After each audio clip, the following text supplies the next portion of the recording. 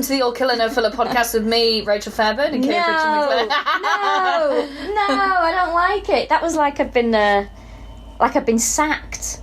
Like you never existed. Like I never existed. I still love it when people confuse us. Did you see the eyeliner? Yeah. See, yesterday. So every now and then on Instagram, I'll do like Instagram, questions. It's good fun. I love it. Yeah. Someone was like, "Please give me advice on how to get perfect winged eyeliner." I was like, "Wrong one." You need Rachel Fairburn. It's really funny how some people have, possibly from listening from the beginning, assumed that we're each other. So it's just imagine our voices different. Your voice coming out of my mouth, my voice coming out of your mouth. Yeah, it's bizarre, isn't it? Yeah. Some people come to watch live and go, "Oh fuck, I didn't know." Yeah. I think some people have had a big reveal. It's because when you look at you, you're such like a perfect little dainty thing, and I've got a slightly posher accent. They must be like, that accent it has to come out of the fat one. Do you know what I mean? Speaking of accents, I think I told you this the other week. I did some radio interview, because what happens is when something happens with serial killers, I've got to do the disclaimer first. Welcome to edition 73 of All Killa No Filla podcast with me, Rachel Fairburn, and Kiri Pritchard-McLean. Just before we start, we'll do our usual disclaimer. This isn't hero worship. We do this podcast because we have mutual interest in serial killers. As long as we are doing this podcast, it stops us from writing to them in prison. That was dog shit. I know. I don't know what happened. It's like I've forgotten how to speak. It wasn't. Do you have another run at it, or do you want me to do it from now on? No, I'm going no. So what happens is every so often there'll be something about serial killers. So it's the Dennis Nilsen documentary that is out in the UK at the moment. Not documentary, drama. Fucking hell, docudrama that is out at the moment, and with David Tennant and Daniel Mays. Who, when I was at your house the other week, apparently I kept banging on about Daniel Mays. Constantly talking about Daniel Mays as Samuel Pepys. I don't remember any of this. It became an in-joke. So she spent the whole evening going, do you know what, that Daniel Mays as Samuel Pepys was absolutely brilliant, and kept bringing it up. So we were sort of going, she'd be like, right, I'm going to the toilet, and we're like, Rachel, have you ever seen Daniel Mays play Samuel Pepys? And she was like, absolutely fucking brilliant. And then the next morning we came down, and again Des came up, and she goes, do you know what, that Daniel Mays, I once saw him play, and she's absolutely serious, and just had no recollection of the night before. I had no recollection of it whatsoever, at all. And now I can't look at Daniel Mays. Anyway, the Dennis Nilsen drama came out. I thoroughly enjoyed it. You liked it, didn't you? Yeah. It was good. I thought it was good. Whenever anything like this happens, me and you, we often get phone calls, don't we, from like, can you come on the BBC and talk about this for no money? Can you come and do this for no money? And then you say no to everything. But there was a BBC Manchester show, and I really liked the two presenters of it who asked me to go on. I was like, oh, it's just 5 minutes out of my life, I'll do it. So I spoke about the Dennis Nilsen documentary, and if you forgot about it, didn't think anything of it. My mum, who likes to know what I'm doing, tuned in, phoned her up, said, well, I listened to you on the radio. I said, oh yeah, what was wrong? Well, the interview was fine. Losing your accent though. I was like, I am not fucking losing my accent. No. There's no way. Also, remember, I'm on the radio, so I'm not... You're doing your phone voice. You could have a bit of a... You've got to speak a bit better, haven't you? Because, there's people listening. I mean, there's people listening to this, but... They're all scum. They know what they're signing up for. But yeah... I don't think you're scum, obviously. I was really offended by it. Really offended. I know you were. You got quite teary over a Chinese, actually, after a few drinks. Very upset me. Very much upset me. I can't speak today. What's up with me? It's because you are putting on your accent all the time. Is that what it is? Yeah. I'm getting tongue-twisted and tongue-tied, and I can't speak anymore. I think I can speak on behalf of everybody listening. Your accent is not coming out in the wash anytime soon. Thank God for that. Thank God. Anyway, we better get on with it, really, aren't we? We're thinking this might be a two-parter. It's definitely a two-parter. Potentially three, because there's a lot going on. We're doing the happy face killer. Not to be confused with the smiley face killer, which was ecstasy. Yeah. Not true. Or don't. Someone was talking to me about ecstasy tablets the other week and going on about all the different pitches on, and I was like... I'm sure I was privy to that conversation. I was like, I don't fucking know. Yeah. I mean, yes, I'm not one of those drug fiends. But yeah, someone was talking about a very famous type that was in Manchester for ages. Wasn't there a dove? There was doves, yeah. An alien. Yeah. And then something else. I ain't got a fucking clue, me. I don't know. No, neither do I. I'm not the person to ask about this kind of stuff. I just partake in the most dangerous drug of all. Alcohol. Oh, I thought you were going to say life. Life. So, we're doing the happy face killer, also known as Keith Hunter Jesperson. Mm-hmm. We like the name Hunter, don't we? I think it's good, yeah. But I'm thinking it's probably one of those names like... It's an American name, isn't it? Mm-hmm. I guess in America, I have this feeling that it's a bit like... naughty kids are called Hunter. Oh, like Jaden over here. Yeah, or Never met a Jaden that wasn't an utter bastard when I was Kieran. teaching. That used to be a naughty boy's name. Kane. I think my nephew's got a naughty boy's name. What's his name? He's called Levi. Yeah, naughty boy's That's name. a naughty boy's name. Dylan as well, unfortunately. Dylan is a naughty boy's Which is name. a real shame for Welsh people because everyone wants to call their kid Dylan after... Because then you get the perfect storm of Bob Dylan and Dylan Thomas. So I think that's a naughty boy's name. My brother of his generation has a naughty boy name. He's a Kyle. Kyle is a naughty boy's name, isn't he? Yeah. Yeah, but he was Kyle from 1979, so it's a bit different then. It was a bit more unusual. Yeah, it was. I'd say that was unusual, for that time. Kiri's unusual as well, isn't it? I think, what's the naughty girl's name? Samantha? Kelly, I think. Donna. Oh my god, Donnas were always hard as fuck, weren't they? Yeah, Donna. Definitely. Michelle. Yeah. Shelley. Yeah. Shelley. Yeah, Shelley's were always And Mandy's as well, I think. Mandy. And Amanda. Do you know who's a little fucking snitch? Olivia and Imogen. Imogen. Yes. Fucking wind it in, Imogen. Olivia. Imogen. Yeah, who's a little swats? I always think, oh my god, like, I know we're digressing a bit here. Did I tell you about a girl that I used to go to school with whose name was Leah? Now, I went to secondary school with her.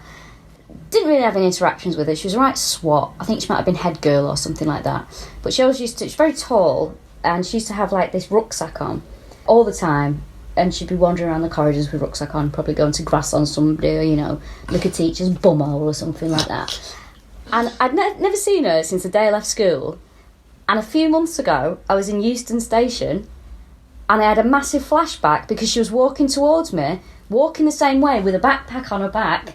And I thought I'd got... You know when you think... I was like, oh, fuck, is this a time slip? Yeah. I was like, am I back in the corridors of St Monica's here? What the fuck's happened? And she walked past me, and it was as if she was just a grown woman, but the same teenager. That's so strange. It was so fucking weird. But she was probably like, oh my god, is that little Rachel Fairburn there with a scowl on? Yeah. She was Smoking. Hey, speaking of which, I've not smoked this week. No, you've done really well. I've done all right, yeah. But we must get on with Keith Hunter Jesperson. Yes, so he was born April 6, 1955 in Chilliwack in British Columbia. So he's Canadian born, but for the majority of his life he lived in America. Yeah. His childhood was shit. The reason he's called the Happy Face Killer, as well, as we'll get to in a bit, is because he drew smiley faces on his correspondence, graffiti, and various other things that he wrote. Just to plant this firmly, in the 1990s, there was smiley faces. There was a smiley face, yeah. Did he do it over the eyes in time? So if he was writing with the letter I, yeah, or little hearts and bubble writing, which actually reminded me of the chippy we went to in Wales last week. The waitress that we had did bubbles over. Oh god! So we went to a chippy in Llandudno, which the chips were delicious, fucking brilliant. Called Barnacles. We're only speaking kindly of it. I used to work with a chap years ago called John Barnacle, and my joke genuinely he was called John Barnacle, and my joke about him was nice guy, bit clingy. Really good. Really good.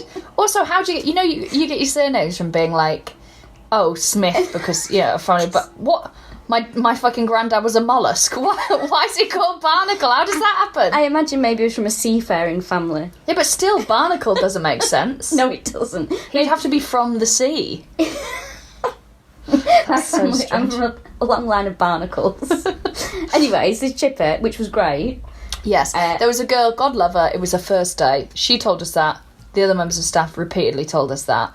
And she was doing all right, though, wasn't she? Yeah, considering, she was doing all right, yeah. Yeah, but she's doing that thing that when you first start waiting on, you write everything longhand on the order. So it was taking quite a long time. And then you said that you could see her handwriting as well. And she was doing, like, bubbles over there. And it's like, come on, mate. By all means, take your time slightly. Yeah. But you're actually drawing circles over every eye that you do. But, after 3 days, she'll be putting, like, F&C for fish and chips, and she'll have streamlined the process. Also, I embarrassed myself in that because I went to the toilet, so I'm stood outside the toilet with my little mask on, and I'm stood by, I don't realise I'm reading the wall where they've printed out their positive TripAdvisor reviews. Bit damning that they can fit them all on one notice board, but I do recommend it because it is vegan. It's got a vegan menu completely separate. An extensive one, actually. Extensive, yeah. I had a Beyond Burger. Anyway, so I'm standing there reading the TripAdvisors. I don't see that I'm stood in front of one of those walking frames with like a basket on. Yeah, Zimmer frame. And then an elderly lady comes shuffling out the toilet, and then she said, oh, sorry, because she could like see that I was waiting. I said, oh, it's absolutely fine. And she went, oh, you're the lady I asked to wait with my bags and look after it. Thank you so much. And I was sort of half processing what she was saying, so I was just sort of smiling heavily with my eyes at her. And then she was like, you know, I've bought some things in there that are very expensive, so I really appreciate you looking after it. And I was like, you are so welcome. And because I was like, I'm not going to go, oh, it wasn't me, because, you know, she's an old woman, I'm never going to see her again. And then as I sort of let her out, I could see that the waitress who'd actually been asked to keep an eye on it, looking at me like, you fucking maniac. You just took credit for my job while you were reading a fucking TripAdvisor review. That's absolutely no problem. Yeah. No problem. Mind how you go. We've all got to do our bit, haven't we, babes, at this current time? My favourite bit of that whole experience, though, was because the waitress was so frazzled, we were eating our food. Out of nowhere came an arm and a huge pot of mushy peas, and it was placed on the table with the words, sorry about that. Yeah. None of us had ordered mushy peas. Just this massive vat of mushy peas comes down and just goes, sorry about that, and sprints away from the table. And we're like, what is this? Genuinely, like, I keep thinking about that. It's the most bizarre apology for nothing I've ever had, like, sorry about that. Just this massive vat of mushy peas, like, okay, no problem. How did we get onto chips? Let's talk about his childhood. So, not a good one, I would say. No, not for him. No. His dad was called Leslie, his mum was Gladys. He was the middle child. He had two brothers, Brad and Bruce, was it? I can't remember. Well, it doesn't matter, they don't come into it. And two sisters, Sharon and Jill. Now, the dad, Leslie, apparently was described as a domineering alcoholic, classic. Mm-hmm. And it was also said that his grandfather was abusive and an alcoholic as well. The thing is, like, when all this came out and, you know, Keith was incarcerated, his father denied all this, but then members of his own family came forward and went, no, actually, he is like that. You were like that. Have a look at yourself, mate, because you were. He treated Keith very differently to the other kids, and the other kids used to pick on him. His brothers, what did they call him? Igor or Ig, because he was 6'6" from quite a young age, so he was just like this really big lad around the house. And I think it feels like his dad was probably quite intimidated by him. So, you know, trying to sort of assert himself. So, like, he was made to pay rent and the others weren't. So none of them were made to pay rent, and I'm guessing this from when he was still at school. It was charged $30 a week rent. Just him, not his brothers or his sisters, not anyone else, just him. My gut feeling about that is like, well, you're so big that you're going to have to pay your way, you know. Yeah. You eat so much and you take up so much room, you know, make him feel a bit more self-conscious about himself. Yeah, it's like like poll tax, isn't it? Like, well, if there's more of you, you're going to have to pay more. So he was sort of ostracised in school. For a start, he's got his brothers calling him Igor everywhere. Yeah. He is very shy. The other kids are quite intimidated by his height, so he spends a lot of time on his own. He has quite a lonely childhood, preferred playing on his own. Now, when I say playing on his own, he had some quite hideous hobbies, and a lot of it was animal torture. So he would kill local gophers and cats and crows from the trailer park. Yeah. He'd catch them and make them fight each other, and then he would strangle them. That's really similar to someone else did that, and I can't remember who it was. Another serial killer used to get them to fight each other, didn't they? They put dogs and cats in the same. Yeah, fucking hideous. I can't remember who it was now. I'm sure somebody will remember. Yeah, let us know. Interestingly, we were just writing this up, and my brother was like, "God, how do you two sleep at night doing all this?" Not being comedians, but he's like, you know, with all this stuff. And I said, honestly, once we record them, loads of the information just disappears from my head. It has to. So yeah, it's all floating around there somewhere, but just so I can get a good night's sleep. He would strangle these animals or torture them. And weirdly, it was the only thing his dad ever praised him for, is how good he was at killing things. And would sort of brag to the locals, like, oh, you should see him, like, you know, kill these gophers or whatever. So weird. It's really weird. But then Keith later said, I thought, God, if I got that much praise for doing an animal, what would I get for killing a person? Which, you know, in hindsight, I'm not sure I believe. But now his dad was very violent with him and would punish him. He would frequently beat him with a belt in front of people, not just his family, but like people in the trailer park. One set of punishments, he gave electric shock. Yeah, this is mad. I mean, how? I don't even know where you would start doing that to somebody. Yeah, well, because there's quite a lot of equipment involved, isn't there? Be like, hold on, I'm just going to go get a car battery. I just have no idea how you do it. Have you ever done that thing? Have you ever given yourself a slight electric shock? Where you lick a battery? Oh God, I hate that. It goes right through me. No, like I picked up a hairdryer once, not with wet hands or anything. Just picked it up, and I don't know what was wrong with it, but I got like my arm went all heavy, and I got and I was like, okay, and then I dropped it. It's horrible, isn't it? Yeah, it just feels really weird, doesn't it? It's like a heavy feeling. You know how like, someone out there will know the science of this, but you know how like taps have to be attached to like an earth? I think it's because like the water moving through it that generates electricity or something like that. This is obviously like really embarrassing if you know about science and you're listening, you're like, okay, flat earther. Yeah. But like, in fact, my brother would know. Kyle! Interesting. I'm going to go and ask him because I feel like such a tit. You need to ask. Yeah, for context, my brother is as well as being a lecturer, he's a trained electrician. Yes, what a talented family. Kyle. Well, that was a very thorough explanation. Fascinating. So in 2004, approximately, a Liberal Democrat MP's daughter is loading a dishwasher. Ooh. She got a hand on the sink at the same time. And as my brother explained very well, electricity is always finding the quickest route it can. So basically, she was the conductor between the dishwasher and the metal on the sink. Ooh. So that huge charge went through her. So he's like, yeah, now any metalwork has to be earthed like a tap. Oh. Why I'm getting to this is... Oh, God. Please, it's okay. My friend Deb's is growing up in a very old, there's a word for it, I can't remember, but a Welsh miner's cottage where they were like famously built in a day, right? It's a big old stone cottage, and as a child she put the tap on, and whatever had happened is it was attached to the electricity, and she said the feeling was she couldn't take her hand off, and it was like she could feel like her like energy draining from her. Oh my God. Whereas I've only ever had it where my grandma, saying this out loud feels quite negligent, we were going for a walk and she had a dog and she was like, is that electric fence on? Because I don't want the dog to get an electric shock, so will you try? So I put my hand on the electric fence and it felt like someone punching me in the muscle of my arm. Oh my God. So that's my only experience of electric shock. Oof. Other than obviously the absolute electricity that I create in the bedroom. Oh, here she is. Yeah, I've got to go on a rubber mat. That's the reason why. You have to be earthed. Yeah, what a lovely digression that was. Anyway, so his dad used to electrocute him. Yeah, fuck me. Well, once he electrocuted him. Yeah, Ooh. Be fair, it was only once. That was weird. That sounded like it was up there. Yeah, oh no, it must be my brother. Oh. But yeah, we're on the 18th floor and on the top floor, and it sounded like there was someone in the roof. So that's not. I won't be sleeping for a few days. I imagine that was like Spring Heel Jack or something like that, like jumping from. I had oh God, fuck me, we need to crack on with this soon. When I was growing up, I had a monster in my pocket, which was like Polly Pocket, but for boys, and I was obviously a lot more interested in Monster in My Pocket, and had a sticker book, and it told you about all the things that you could collect, and it had like a page on them, so it had like chimeras, everything, right? And Spring Heel Jack was in it, and obviously because he's a rapist, I believe. Yeah, he's not. I don't know, because in my book it was like, oh, he was a man who used to jump out and scare ladies. Yeah, he did used to frighten ladies, but I do think there was more to it than that. Yeah, but like obviously that's like, guess what? I guess if it's a rapist, don't put him in the book. Next up, Jack the Ripper.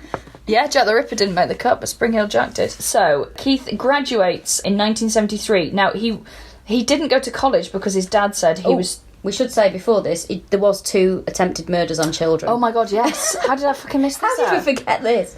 So, when he was 10 years old, he had a friend called Martin, him and Martin used to go and get in trouble and, get up to all kinds of things. And Martin frequently used to let Keith take the blame for the things that they got up to. Keith got a bit fed up with this, because no one likes that kind of behaviour, to be fair.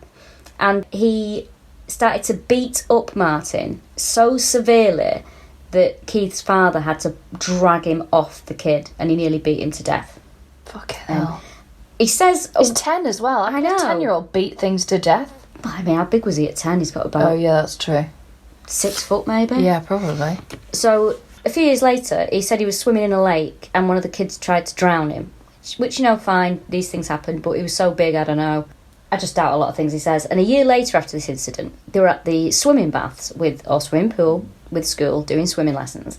And the child that he said tried to drown him, he just went up to him and he held him under the water for ages and ages until the lifeguard saw what was happening, came over and was like, can you let go of him? So Very polite. yeah, and nothing was done about this. It was just like, big Tomfoolery. Keith. Yeah. He also claims that he lost his virginity at age 14, and he attributes this, he said it during an act of rape, which we were discussing this, and it was like, does he mean that he was raped or he was doing the raping? Yeah. I think he means he raped somebody. Yeah, and the only reason we came to that conclusion is because, well, it fits what he did later on. Yeah, exactly. And he would, at 14, he probably would have been nearly 6'6". So I just, like, based on physicality, I think it would be trickier. I would imagine. Yeah. Not that we're saying anyone over 6 foot's a rapist, we're just... but anyone over 6'5" definitely is. Don't write to us, we're joking. He never had any dates when he was at school, and he didn't even go to his own prom. Yeah. Which I would have fucking welcomed, quite frankly. Not for me, those kind of events. Yeah, never had a girlfriend in high school. So yeah, he graduates in 1973. Doesn't go to college because his dad said, you're too thick, you wouldn't be able to do it, which is absolutely brutal. Yeah, it's not helpful, is it? Did I tell you my mum did something like that with me? So, you know, I went to... My primary school's private, my secondary school's a normal school, right? So, my grandma used to live in Malvern, near Worcester. Oh, yeah, it's very nice, actually, Malvern, isn't it? Yeah, it's nice, it's nice. I think at one point, my mum just got, like, obsessed with the idea of, like, educating me into money, basically. She's like, you know... let's throw everything at this kid because they had some money. So she was like, oh, maybe she should go to, like, was it like Malvern Ladies College or like Cheltenham Ladies? Cheltenham Ladies, yeah, something like that, Cheltenham Ladies College. And I'd live with my grandma and go there. Fuck knows, I don't... Get packed off to school with a little bonnet and your... Yeah, and I know that they wouldn't have been able to afford it, but she said... So I spoke to Joyce about it. So Joyce is the head mistress of the school I went to. My mum told me this like 4 years ago, just like when we were like doing something together on a weekend. And she went, I remember her saying that she didn't think you'd be up to it academically. I'm like, cool, Mum, do I really need to know that now as an adult that I was too thick to have my education paid for? Oh my god. You don't need to know that. No, but my mum fucking loves telling me things like that. I mean, to be honest with you, I sort of understand why your mum probably wanted to do stuff like that, you know, because parents want the kids to have the best of things, but I couldn't do that to a kid. Like, you know, people send kids to boarding school and stuff like that. I couldn't do that. It's difficult, isn't it? Because I think...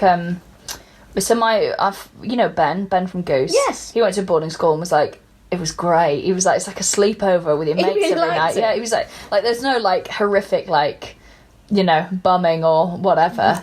He's just like, yeah, it's really cool. It's sort of like, it's like at school, but you get to stay over every night, which I guess if you like school is great. Yeah. But if school's hell, everything is even worse. You never escape it. It's such a weird... to me, it's such a weird concept, and one that only posh people would do. I just... Send their kids away. Yeah, I just don't understand it. Like, as well, it's the whole thing of, like, nannies and things like that, and, you know, you have these kids, and I get that you're busy, but why have you got these kids if someone else is... Is that not sort of the same thing as when people's grandparents do loads of the childcare? But you see, I think that's different, because that's a member of the family. That's like, you know, speaking as a nan kid... That is a productive, I think, thing to do. It's a good thing when grandparents get involved and look after the kids. When it's some stranger... Yeah, but at least a stranger's got a fucking CRB check and is trained to do the job. And my parents, they're not coming anywhere near my children. My dad teaching the word cunt when they're fucking 7 years old. And how to drive and roll a cigarette. Like... I'd rather a nanny be like, oh, they can count to 10 in French I'm now. Sorry, I think those are the exact skills that I want kids to have. Like, that is a good skill. They were bored today, so I've started teaching them Mandarin. I hope that's okay. Absolutely fine. Thank you so much. You're such a member of the family. Whereas my dad being like, I've had the welding mask on them. And he's doing some one, but he's cack-handed because he's left-handed, so I can't be asked with him anymore. That'd be my father's education. That is more of a tangible thing. It's more of a... It's a trade, isn't it? Something to fall back on. It's a trade, exactly. It is a trade. Anyway, where were we? So he goes from like never having a girlfriend in school to 1975. He's 20 years old, and he marries a girl called Rose Hock. Where did they meet again? They met in a diner, apparently. Yes, please. Which I kind of like, but also at the same time... I'm kind of thinking she was just there eating a burger, minding her own business, and that big lollop comes in and sits down and starts chatting her up. That is my worst nightmare. Me eating my dinner, having a lovely time with a burger, and someone going, "Hi," and like, fuck off. Let me eat my food, will you? Let me have my dinner. Oh, I don't know. They ended up married, so there's some spark there. Maybe you paid for the burger. That would have been nice. There we go then. That's nice. So they have 3 children. Yep, 2 daughters and a son. We'll be hearing more about the daughter in a bit. I'm not sure about her. And I imagine that she'll probably listen to this because I think she's got a bit of an obsession with it. But we'll get to that in a later bit of the episode. Anyway, he wanted to be a Canadian Mountie, didn't they? They've moved to Washington by this point as well. Of course, they were living in Canada, and they've moved to Washington DC, I imagine. He always wanted to be a Mountie. Very cool Mounties, aren't they? Really cool, but I just don't know. What do they write? They're always on greys, aren't they? But I don't know what breed it is. I mean, I should know this stuff from my days at the Pony Club, Rachel. You should do. I mean, I'm not sure, really. He's 6'6", so you've got to have a lot of horse to put him on. My mum's got a biscuit tin with a Mountie on. I'll get her to send a picture for historical reference. They must use a certain breed, but yeah, which would be big. Like, they look like an Irish draft cross. There you go. There's no way a man of his height, 6'6", could... He'd have to have a Shire horse. Yes, or a cross. Yeah, a really slow Shire horse. Can I just say, sorry to be very boring, Shire horses are not slow. Are they not? Common misconception. My mum has got Shire horses, that's what she rides. They're very gentle creatures. Some of them are. But yeah, and do you know what? The problem with the Shire is it feels slow, but they cover so much ground that you're like, holy fuck, we're here. So I took a horse out once in the field and I was like, oh, I'll just cancel this last bit and it'll take me about 20 minutes. Just like 3 paces, and I was like, fuck! And she's so scary. And if they really decide to go, they're terrifyingly fast. I really love horses' noses. Oh, they're so soft, aren't they? Soft and the warm. Yeah, and it's so lovely. Oh, they're so... Like and the velvet, smell. isn't it? Yeah. Lovely creatures. I can't believe I found out earlier, absolute revelation, that your sister had a horse. She did have a horse. To hammer home the favourite thing. Yeah, I mean, bear in mind that I went horse riding from the age of 3 until I was about 17 maybe. Always wanted a horse. My sister got one because she went horse riding as well, which we were saying this, people think this is a middle class pursuit, but there's different levels, isn't there, you know? Yeah, my allegory was it's like cars in that you can get one for free or 25 quid, or you can pay thousands and thousands and thousands, and it just depends. Also, she used to do this thing, so Sherry, I think she was called, the horse, very nice animal, but she used to walk into my mum's kitchen as a laugh, like, there's a horse in the kitchen. It's like, oh, can you just fucking take it out? My dad would be like, oh my god, if that thing gets spooked in here, oh, we're in for help, get it out. It's like, yeah, if it's going to get spooked, it's going to be you shouting, screaming at it. Just leave it. We used to have so I think he was a rescue. We had loads of rescues. My father used to be a welfare officer for the donkey sanctuary. Yes, I remember you telling me this. So it was actually Kyle, my brother's pony. We had a Shetland pony, and they live till 1,000. They lived so long. So we had Billy, and he was about 30 when he died. Oh wow. Yeah, and he was never in a field, he was just wandering around, so he'd be like in the garden, and if you left the fucking door open into the kitchen, I'd be like, the pony's in the kitchen again. You have to like shoo this little fucking fat bastard out who'd be trying to open the cupboards and eat stuff. Really? They have fat as well. They always have like a big barrel belly, don't they? Yeah, it's really cute. We had one, my mum again got given one because they just needed someone to get rid of it, called Mouse. She took her to stud and we were like, oh my god, she's pregnant, and my mum was like, I think she's got twins because she's so big. Anyway, a year goes by. She's not pregnant. She's just a fat fuck. Fat. Yeah, she's just really fat, and we're like, oh, she's carrying low, isn't she? It's probably twins. She's just really she's fat. Just fucking greedy. Yeah. She's carrying low. Yeah. Because her stomach's just scraping the floor. But yeah, my mum thought that she was like, yeah, gosh, she's carrying low. I think she's got twins. Look, you can see her moving. No, she's just really fat with indigestion. Oh god. She just needs to fart. That's all. She just needs to fart. Where were we? Mounties. Mountie. So he starts the training at some point. He gets an injury though. But he gets an injury during the training, and that was like his big dream. And so he probably broke both his ankles riding the horse. Trying to run along whilst riding it. Yeah, so is it Kate Price has broken both her ankles? Oh my god, yeah. How do you... I honestly can't imagine anything worse than breaking both of my ankles. Hell. Absolute hell. I'd be like, knock me down like a racehorse. Kill me. Also, the recovery time of that. Fuck that. The pain, the recovery... No. So he becomes an interstate truck driver. And during this time, Rose suspects him of having affairs. Mm-hmm. their relationship becomes very, very tense, very volatile. They're arguing all the time. He would go missing for weeks and weeks and weeks, and then he would sort of sweep back in and be like, "It's me, Keith, fun dad. Remember me?" Yeah, and the kids are like, "Yeah, you're back," and Rose is like, "Oh, it's you fucking bastard." So one day he's on one of his trips away and she's like, "You know what? I'm sick of being with this guy who's not around, who we argue all the time." She packs up the kids. This is after 14 years of marriage. And Packs the kids up. Packs the kids into a suitcase, yeah. She's got those foldable kids.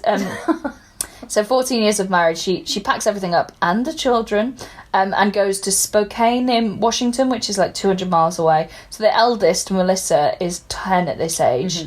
And she was in no hurry while she was doing it, because she was like, he's not coming back for fucking weeks again anyway. He's not going to even notice. But she was right. Yeah, she was right. But he used to swing by when he was in the area and be like, "It's me, fun dad," which would annoy me so much. Yeah, that really pissed me off. It's a very male thing, that, isn't it?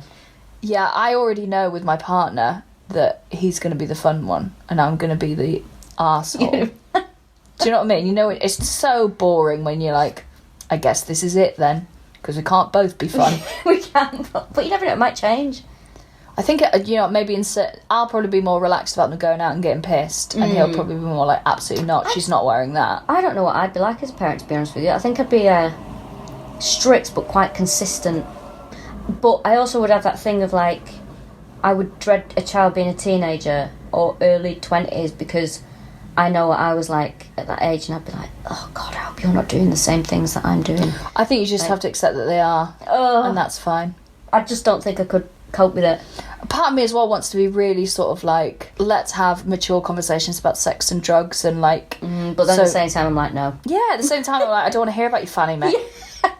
I don't want to know anything. I don't want to know about you having sex with anybody. I haven't even got a child, and this is how I feel about it. Like, yeah, because it's a thing of like, part of me really wants to be like, let's have an open discourse and things, but also I'm like, my kid was like, "Mum, my partner wants me to peg them."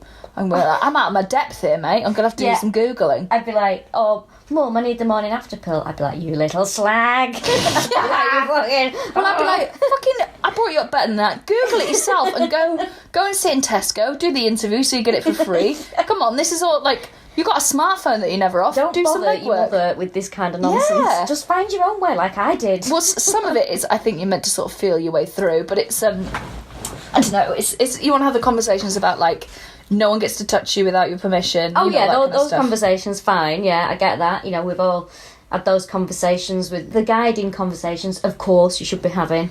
But we see it with our friend Anna, brilliant Anna, who produces our live shows, and her daughter is, I've mentioned before, is my goddaughter Elsa, and she's like, "Elsa, would you like to give Auntie Kiri a hug?" And then last time, and I was like, and she was like, "Yeah," and I was like, "Oh, I'd love a hug, thank you." And then Anna just went, "We're teaching about consent." It was so good. It's her body. But it's so right, and there's so much as kids that we're told to like go and give them a kiss, and you're taught that like if a grown up wants to kiss you, whether you want to do it or not, you have to. Like, yeah, it's not the healthiest way to bring up children that their bodies aren't theirs. But I mean, I'm definitely mentioned this before. I remember my mum was teaching my sister about stranger danger, and she was like, "Right, okay." So my sister was about 5, I think. She's like, "Okay, so if you're in the park and a man comes up to you and says, I've got some puppies in my van, do you want to come and see them? What would you say? And what would you do?" She went, "I'd go to the van and I'd just see the puppies, but I wouldn't get in the van." I was like, "No, there are no puppies." Like, "all right, okay." I would just go and see the puppies. I'd just have a quick look at the puppies. Yeah, but I wouldn't get in the van. No, you shout for mum, that's what you do.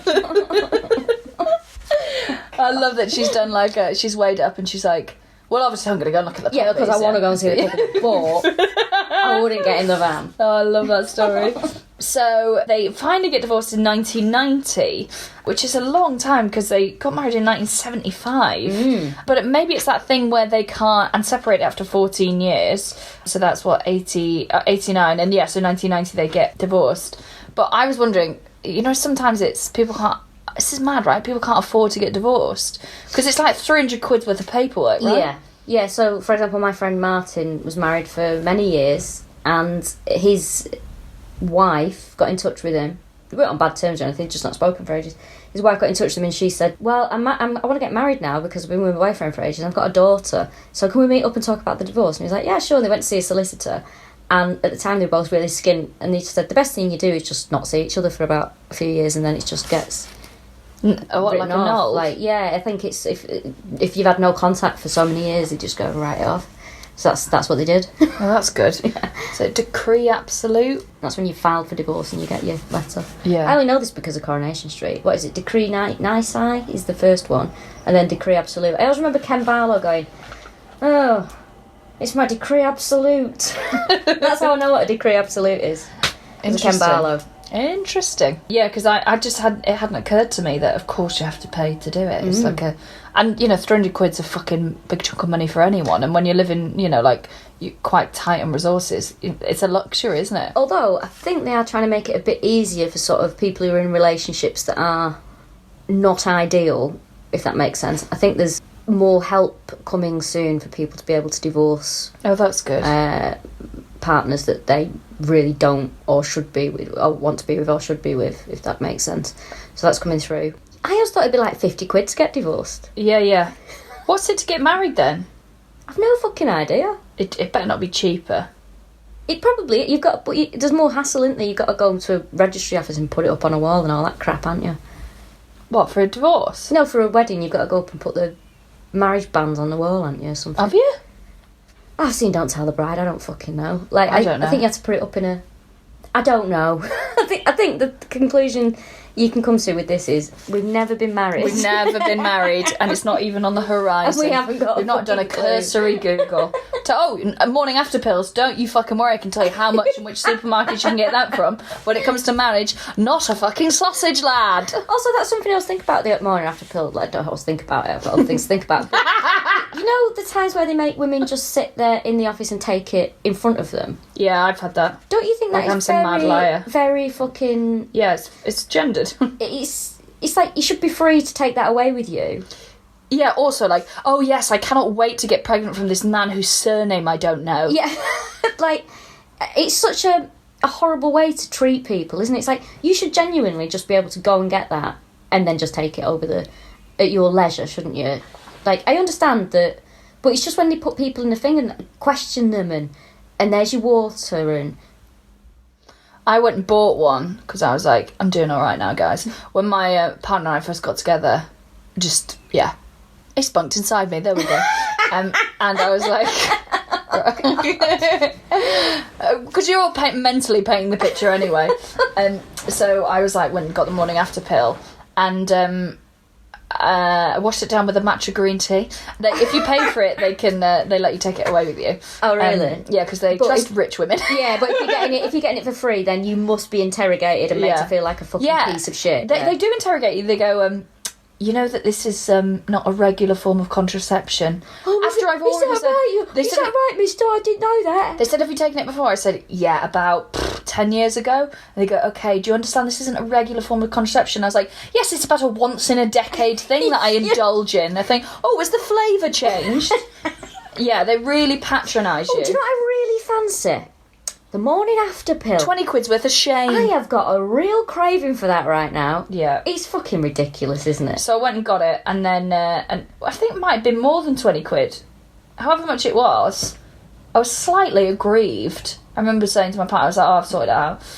He was like, oh, great. And I was like, it costs this much. And he's like, really? That's expensive. And I was like, yes, I am angling for you to go Dutch. Yeah, exactly. Also, like, you benefited from it. I didn't. I'm not like, oh, it's so much better when you're fucking blowing your beans in me. That's really what feels great. Also, this is the thing as well, like, I think a lot of men don't actually know what it is, but they just bandy it about as if, oh, this thing's been invented for my convenience. Yeah. Like, some blokes I've seen go, oh, you should get the morning after pill. It's like, you don't know what it is, mate, do you? You've just heard this thing, and you just go, I'll just mention that thing, and then they'll just sort it. Yeah. It's like, it's completely for their fucking benefit, isn't it? Like, I mean, obviously, it's a good thing that we have it and it exists, but it is sort of males just like, oh, I won't take any responsibility. You can get the morning after pill. Yeah. And if you said to them, what's the morning after pill, they'd go, yeah, how does it work? What are the repercussions for my body? I don't know.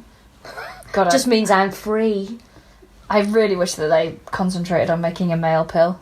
Well, I was talking about this with my boyfriend the other day, and he said, I don't know why any woman on this planet would trust a man to take that. I think that's why it's sort of... Because they sort of get so far with it. But also, it's so funny because men are like, hold on, what if that made me infertile? And it's like, have you seen all the evidence that's come out about the pill making women actually physically insane? And we've been saying that for years, and everyone's like, shut up, you mental bitch. That's just what you like, bitches be tripping. And then they're like, oh, I don't want my swimmers to be sad. It's absolutely fucking insane. They are so pathetic about it. But...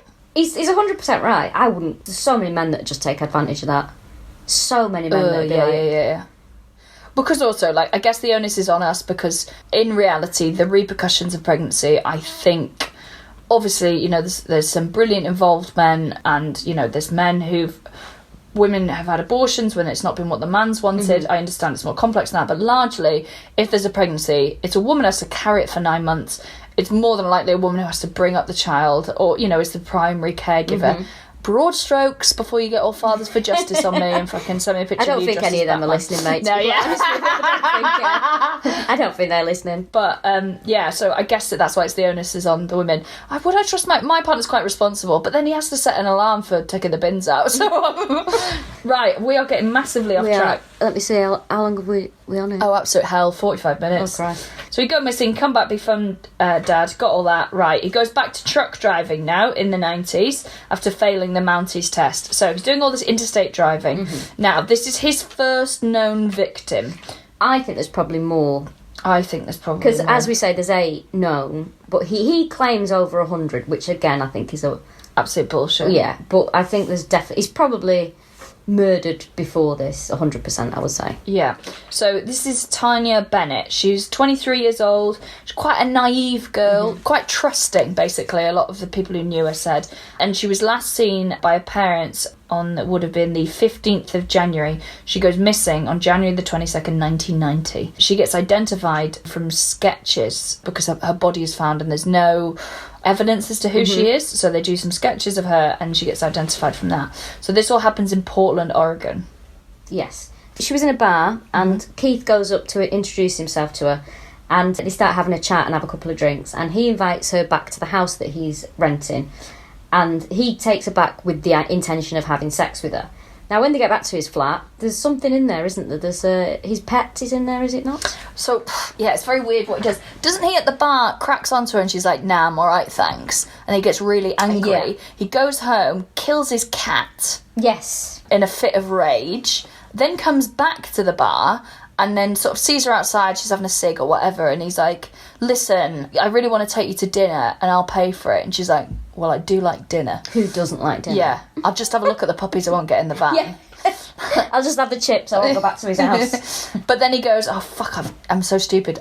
I left my cash in the flat, so I'm just going to go back to the house and I'll just clean up and then we'll go from there. And she's like, okay. So they get back to his house and then he's sort of like, oh, I'm just, just getting this cash and just cleaning myself up a bit. And then he's like, should we have sex? And she's like, nah, I'm all right. No, and then he's like, oh no, we should have... It sort of convinces her.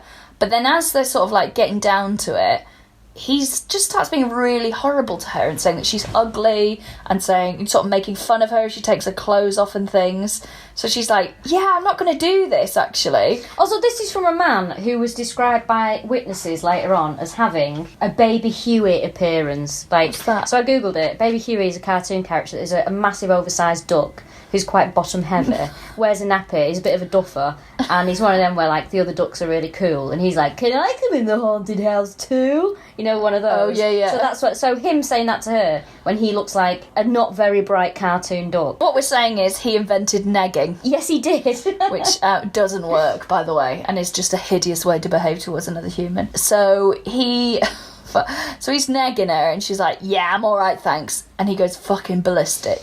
And he starts beating her, beats her really, really badly. He strangles her and he sexually assaults her as well. He strangles her with a rope. Now, once he's done that, he's like, fuck, I need an alibi, I was seen with her. So he goes back to the bar and he's like, oh, I'm just getting some more drinks for us. I've taken her back, so, we're having sex, so I'm just getting some more drinks, and deliberately chats to loads of people at the bar. He's like, see you guys, I'm going now to have drinks with a woman that's definitely alive. Okay, I'll see you later. Then he goes back to the house, he gets a purse and he throws that in one area, then he dumps her body in another, and then he just leaves the next day, because he'd been renting this house in Oregon.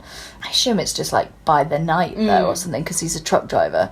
So then he drives fucking miles and miles away, which is sort of is one of the reasons why he isn't caught, because quite often with his crimes he would pick up the woman in one state, commit the crime in another, but dump the body in another one. Horrible. Which means, because it's we're only just getting to the digitalisation of records, it was actually quite hard to trace things between states.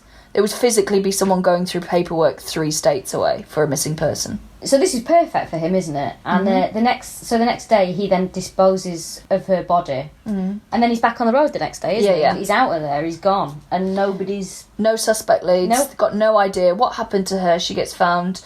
So then a very weird thing happens. A very weird and unhelpful thing. In fact, a frankly bizarre thing happens. There's a woman called Laverne Pavlinak who is in an abusive relationship with her partner. He's called John Sofnovsky.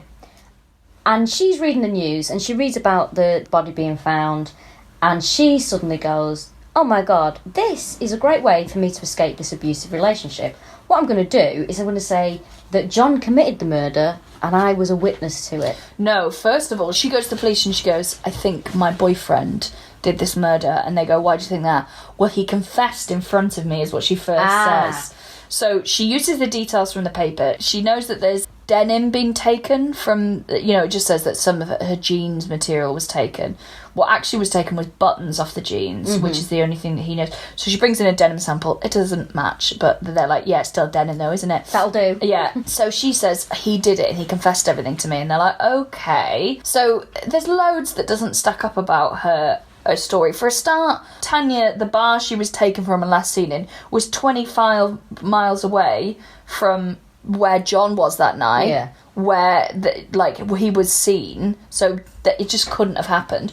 Also, she was seen playing pool with 2 different men, neither of which fit the description of John. Also, well, what's unfortunate for John is apparently he was making some shit jokes in a cafe that he was a regular in, that he'd murdered a woman that he met up at a bar, and she was like, oh, he's laughing loads, and he was bragging about it. So that's an unfortunate coincidence of, don't get me wrong, the guy's a piece of shit, but he isn't a murderer. He had he was on probation anyway for driving under the influence, drunk driving, and driving with a suspended licence. So basically he was in the police's orbit anyway. And then the biggest thing for me why he didn't do it, because there's some circumstantial evidence here, is every time they had a fight, Laverne would report him to the police for something, for fake crimes. So 8 months before this accusation of him confessing to murder, they had a massive fight. She phones the FBI and was like, hello, it's Laverne here. Go out with a fella called John. He's been robbing banks. So the FBI conduct a whole investigation into it. Also, I just find it insane that who knows how to ring the FBI? No I know how to idea. ring the police. What do you do? Can I speak to the FBI? How'd you ring the FBI? I assume that the number's knocking around more in America. 555 FBI. Yeah, you just type in That's the FBI one, on your phone. 555 FBI. Then when the FBI were like, this is unsubstantiated, there's no evidence for this, she reports it to the local police. She's like, yeah, he's been robbing banks and the FBI can't solve the case. So she goes in with this murder thing and they're like, oh God. But because there's this weird thing about him bragging in the cafe, they get a warrant for their home. There's nothing of Tanya's there. But they find this envelope addressed to John, and on the back of it is written, T. Bennett, a good piece. And they're like, well, this is clearly Which evidence. says to me that's probably someone who's read the article in the paper and has made a note for someone else. I bet Laverne's done that, so he'll read it. And then left it, and then it looks like... Yeah, of course she has. She's framed him. And it's also the most basic amount of evidence ever of T. like... Bennett, a good piece. Yeah. Like, It doesn't mean anything, it doesn't. does it? Also, which serial killer is like, oh yeah, just in case I forget, I'm going to write on the back of this envelope that actually the woman I murdered was a good piece. Like, it just doesn't stack up. So then she checked, they're like, you know what, there's not enough evidence. And she's like, okay, well, what I didn't tell you is actually I helped strangle her and rape her and murder her and help dispose of the body. I was just saying before that he boasted about it in front of me, but actually I was there as well. So they're like, right, well, now we've got something we can convict on because there's this fucking confession. Obviously, John's like, this did not happen. She lies about this stuff. But the case goes forward and she gives more and more details. And one of the reasons why they sort of believe her is they go, okay, we'll drive us to where the body was found. And they hide the mileometer because, like, the papers were like, the body was found 7 miles out of Oregon. So they're like, we don't want her to just watch 7 miles, click up and then go, we're here. But she gets close to where the crime scene is and was like, oh, it was around here. So they're like, oh, well, that is pretty compelling. So they go to court. John is charged with murder. He pleads not guilty. And she's charged with aiding the murder. She pleads guilty. Her trial is first. So she goes to trial. This is in 1991. She's found guilty. Which is a massive shock to her because I don't think she expects this. And then she gets sentenced to 10 years, which again, she's like, hang on a minute, this is not what I thought was going to happen. And immediately she starts going, I made it all up, none of this is true. And it's like, okay, well, at the very least you'd expect to go to prison for wasting police time now. Yeah. But John is like, oh shit. Sees how, it's like, she's just got put in prison, completely lying with no evidence, and I'm the one who's charged with fucking murder, and it's a death penalty. He speaks and he has a plea deal. So he pleads no contest, which is not the same as not guilty. So he's basically like, yeah, I'm not gonna fight this. And then is given a life sentence with eligibility for parole after 15 years, as opposed to... Which is, even the fact that he's not done this murder is preferable to being executed. Yeah. It's... of course. It's the lesser of two evils, that, isn't it? Like, yeah, and also is another compelling reason for why the death penalty shouldn't exist. If he would have thought that and it'd have been executed. Well, what if he was like, I'm not guilty. I'm obviously gonna... He would have been found guilty if she was found guilty, which means he could be dead now. Well, so this happens. They go to prison. Bit of a shock to, Laverne especially, because I think she's like, oh shit, I didn't expect this to happen. Also, someone else who isn't happy is Keith, who is like, hang on a minute, I did that murder. And he doesn't want anyone else taking credit for it. Some graffiti appears in a rest stop bathroom in Montana. Yes, so in January of Laverne's trial, a message in a Greyhound bus depot in Montana appears, right? And it says, I killed Tanya Bennett, January 21st, 1990, Portland, Oregon. I beat her to death, raped her, and I loved it. I'm sick, but I enjoyed myself too. 2 people took the blame, and I'm free. And underneath it was a smiley face, like 2 dots and a smile in a circle. Lovely touch. Yeah, but also, like, why is anyone reporting any graffiti? Yeah, that's weird, isn't it? But then again, I suppose if you do see graffiti like that, when you're used to, like, a hole in a wall that says suck here and, like... I just think you see so much mad shit. Like, it's mad that it's even been considered that, yeah, hello, is that the police? Yeah, apparently Gaz's mum is a slag. And he's like, and you need to call this number for a good time. I just thought I'd pass on the information. Apparently, MUFC are great. LFC till I die. I don't know if that helps the investigation. It's so fucking ridiculous, isn't it? While we're on the subject of this, let me get this off my chest, because graffiti, fine, whatever. You know what I hate? Graffiti that thinks it's kind.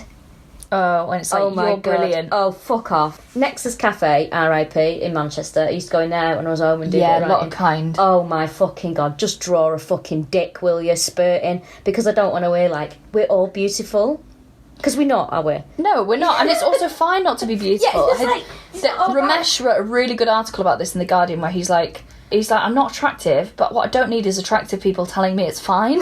He's like, it is fine. And he's like, but people telling me I'm fit when I'm not, who are also really attractive. Because it's also like, no one ugly is taking time to write on a wall, you are beautiful. But yeah, it's only fit people. What other stuff like... Because they've got 4 stretch marks. I think it's body positivity. There's some other stuff on there as well. What was it kind of... It'll be like sort of poetry quotes and stuff. Oh, fuck off, will you? I'm angrier at the world for reading this than I was before I came in. So, yeah, it does my head in. Bring back proper graffiti, that's what I say. Yeah, I mean, leave the homophobic and the racist stuff. Oh, yeah, keep all that out, of course. It's anything sexist as well, just leave that. I remember I worked with a gay guy called John when I worked at University of Manchester. And he was really camp, really funny guy. And he came in one afternoon and he looked really sort of like affronted. I said, you alright? He went, Just been in the men's loos. I said, right. He went, someone's drawn a wizard's sleeve. And I was howling. I mean, everyone knows what a wizard's sleeve is, don't they? I think so. Yeah. If you don't know what it is, you can gather. He went, it was very detailed as well, actually. Very well done. Someone had a talent. I was like, oh my God. It was like that Alan Partridge when he finds that. I think it's a dick. It was just like that. Alan Partridge went, wizard's sleeve. Very detailed. That is such an unpleasant phrase for a gay man to use about genitalia. It's the way he just sat down there, like pulled his trousers, so they didn't crease, sat back down, and he was like, what's wrong? Well, I've just been in the men's loos. Someone's drawn a wizard's sleeve. Just like brushing his hair back and trying to be casual. It's such a shit term, wizard's sleeve. It's really horrible. It's really horrible. So, a few days later in Umatilla, Oregon, another bit of graffiti appears. And it says, I killed Tanya Bennett in Portland. 2 people got the blame, so I can kill again. And now both of these things were signed off with a happy face. Mm-hmm. And police thought that John's mates wrote it so he could get freed, basically. For a kick-off, I don't think John's got any mates. He doesn't strike me as, a convivial guy. Laverne has seen to that. Yeah. Secondly, talk to the police. Why would you be like, right, I've got an idea. We're going to go around to all the public toilets we can find and we're going to write graffiti so it looks like he's not done it. Like, it's a shit... Although it is... Someone probably would have that idea. I don't know. Yeah, someone playing the long game. But then, in 1994, the Portland Oregonian, which is their paper, got a letter in the same handwriting with a smiley face. And it said that they'd killed 6 people now, 5 in Oregon, 1 in California. Mm-hmm. And I think you've got the letter. Yeah, it said, I feel bad, but I will not turn myself in. I am not stupid. The letter went on. In a lot of opinions, I should be killed, and I feel I deserve it. My responsibility is mine, and God will be my judge when I die. I think someone's going to get a tattoo. Mm-hmm. I am telling you this because I will be responsible, terrible spelling, for these crimes and no one else. It all started when I wondered what it would be like to kill someone, and I found out what a nightmare it has been. And then it closed the letter with, look over your shoulder. I'm closer than you think. The phrase, only God can judge me, is a real hallmark of an arsehole. Yeah. It's someone who has behaved badly. Absolutely. Because also, how most people feel, I think religious people as well, is like, ultimately, my judgment is from my God. But, like, you can also judge me because you have to live with me and deal with the bullshit of my behaviour. But also, I don't believe in God, but from what I generally know about the idea of God, is that he's kind of watching what you're doing and how you're treating other people, and then you go up to heaven and he'll be like, mate, you've been a cunt, you're not coming in. Yeah. Only God can judge you. Well, yeah, and you've been awful, so off you pop. Like, he's not... I don't understand this. Like, why do you think you're so special that only God can judge you? Because that denotes to me that you think you're going to get away with it because you're so great. God will be like, no worries, mate. I think it just means that they think their life should remain... They should keep doing whatever they want to do. And ultimately, they'll just deal with the repercussions at the end. You know, like when you go for a night out and you're paying for everything by tapping it rather than paying it with physical cash, and then you're like, I'll deal with this bank statement tomorrow. Yeah, but also, what annoys me is, like, if you're here waiting for the afterlife, doing these awful things, the afterlife's the longest fucking bit. So why would you be shit here on the potential that that's going to be for eternity? This is for a bit, that's forever. Because I think people sort of chop and change what they think being a good person is based on how they're living. So, like, actually, God would want me to kill those women because, people people bargain. With themselves. Anyway, welcome to the religious hour. We'll be on that programme with Nicky Campbell next week, won't we? What's it called? The Big Questions. What is that? It's just a religious type show on a Sunday. I kind of like those programmes. It's always full of interesting folk, Well, we were talking about this the other day, that the thing that I'm not a religious person. I don't have a problem with people being religious as long as they're not using it to oppress anyone else, like each to their own. I think it's, I can totally see the appeal of it. Saying this, I'll probably go full religious in the next 3 years because I like the idea of community and charity and things. Yeah. There's a lot that appeals, but I also think if you can just do that without the potential bribery of going somewhere nice afterwards, that's probably better. But fuck me do I find atheists boring. 50-year-old men who are atheists who just constantly go like, oh yeah, we believe in an invisible man in the sky, and you're like, shut your fucking mouth. They're not just boring, they're sulky, and what's the word? They're like teenagers, like, whatever, like, yeah. It's like, fine, I don't believe in God at all. I don't think I believe in anything, to be honest with you. I don't. I just think after this, I just think we're dead and that's your lot. But I wouldn't look at someone else and be like, oh, I believe in that, do you? It's like, it's fine if people want to believe in something. Yeah. As long as they're not, like, hysterical and extreme about it, and it's not curtailing anyone's life, or, you know. I don't even care if they're hysterical or extreme about it. I have no issue as long as you're not using it to justify homophobia, racism, sexism, transphobia, any of those things, like ableism. If you're not using it to damage anyone else, and you're just like, do wear what you want, fucking shout whatever on the street, it's actually not that offensive. I'm definitely going to be shouted more offensive things than repent and come to Jesus on the street. It doesn't bother me in the slightest, to be quite honest. I'm like, I'll do what you fucking want. Yeah, but people who just take it upon themselves to, like, you know, people who get a fucking hard on for the Jehovah's knocking on, so like, just debated a Jehovah for 40 minutes. Like, get a job, you arsehole. Go volunteer in a charity shop, you fucking hate stuff moron. like that. Hate stuff like that. It's like, to be honest, it annoys me when Jehovah's Witnesses knock on. Well, Mormons, really, it tended to be with us, but it's like, just don't invite them in. Just be like, no, thank you, see you later. Yeah. It's fine. You don't need to, you know. Mormons is when they're on their mission, isn't it? So they're like 19-year-old boys. There's no 19-year-old boy on this planet that's going to be allowed into my house to talk to me about anything. To tell and their me. religion is a bye-to-bye.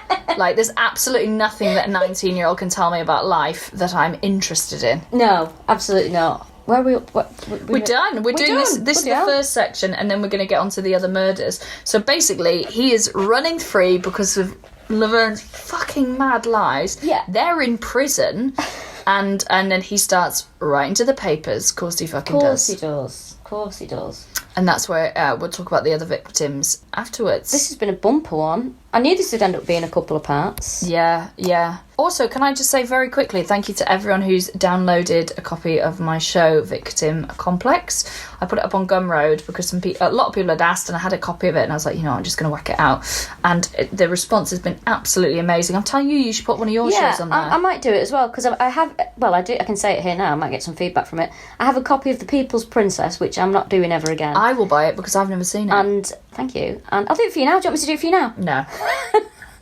Get me a hairbrush, I'll use it as a microphone. Get me now. And the visual quality isn't brilliant, but the sound's fine. So I might just whack it out on there for a couple of quid. And that's what I did. The recording of mine was not anything as slick as I wanted it to be, because it was basically just done on 2 cameras at the Fringe during an extra show.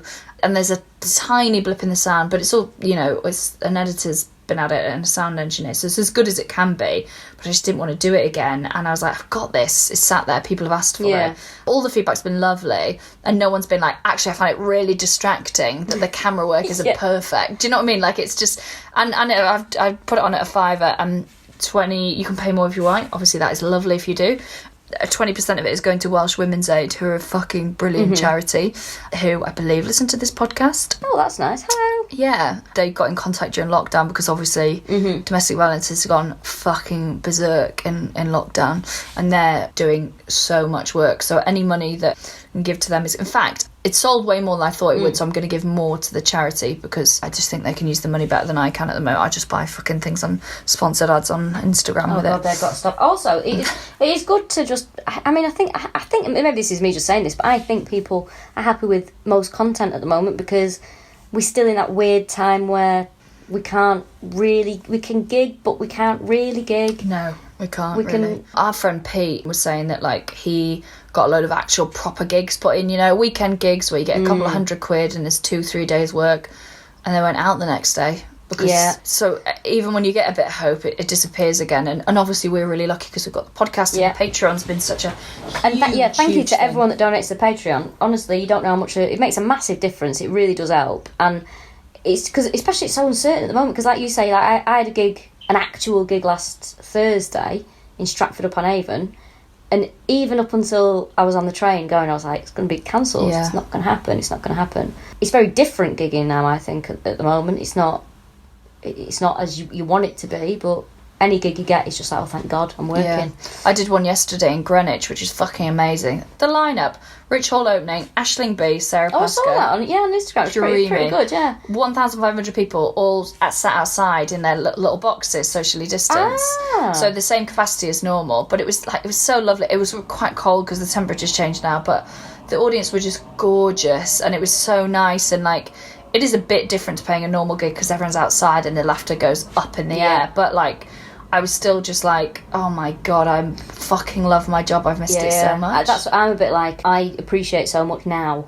Even going on a train the other day, which I used to fucking hate travelling to gigs, now I'm like, oh, thank God, I'm going to a gig. Although I do have a story about a guest house, which I'll save for next time. Love it. So yeah, thank you very much, basically, for everyone who's bought Victim Complex. Yeah, really. And thanks for everyone that's bought merch. You've been loving that. Oh my God, yeah. And we've got more to come. We'll tell you about that. We'll tell you about that soon, because I think we're going to record the next podcast tomorrow. So maybe we'll have some news about that. But basically, we've definitely got face masks coming for you. Exciting. With legend written on them in leopard print, which I just think is the best thing in the world. I wore mine yesterday, and I was walking through Euston, which usually is where this doesn't happen very often. But if people recognise me, it's usually someone busy like Euston, and I was like, wearing my own merch is the most embarrassing thing to be spotted in. Yeah, but I use the bag. You are fucking head to toe in our faces. The cup. Yeah. I have to admit, as I bought a new phone cover, I think phone covers would be good. That'd be. Oh, but yeah. I just always found it very expensive. Yeah. To have made. Yeah. Also, it's more shit plastic in the world. I always worry about that. Yeah. Well, I had to buy a new phone cover. I do have a Barbie one at the moment, which is very garish, pink with diamond writing. It says Barbie. My boyfriend said to me, "Wow, you've gone for that phone case, have you?" And I went, "Yeah, I have. Why?" And he said it was juvenile, and I said, "Fuck off, Barbie's 70." So I'd say it's age appropriate, actually. What a sign off. Fuck off, Barbie 70. Fuck off, Barbie 70. Thank you so much for listening, and we'll get part 2. I mean, hopefully we'll just whack them out at the same time, but we shall see. See you soon. Bye.